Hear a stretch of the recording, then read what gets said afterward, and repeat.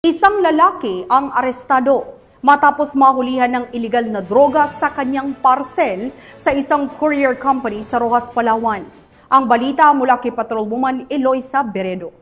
Arestado ang isang lalaki matapos makuhanan ng hinihilalang shabu sa kanyang parcel sa isang courier company sa Barangay 1, Roxas, Palawan noong ika-15 ng Pebrero taong kasalukuyan.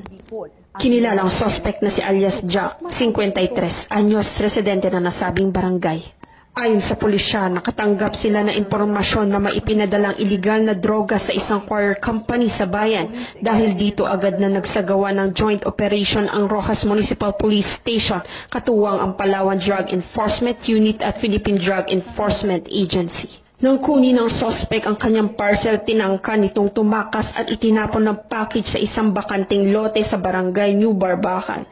Gayunman agad siyang nasakote ng mga operatiba. Naharap ngayon si alias Jack sa kasong paglabag sa Republic Act 9165 o Comprehensive Dangerous Drug Act of 2002.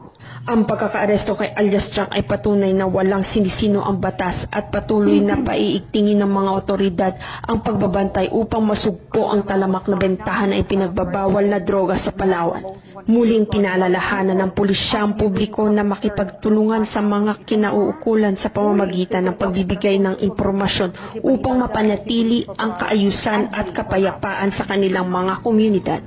Mula dito sa Calapan City, Oriental, Mindoro, ako ang iyong PNN Correspondent, Patrolwoman Eloisa Joy B. Beredo, alagad ng batas, tagataguyod ng Balitang Pulis.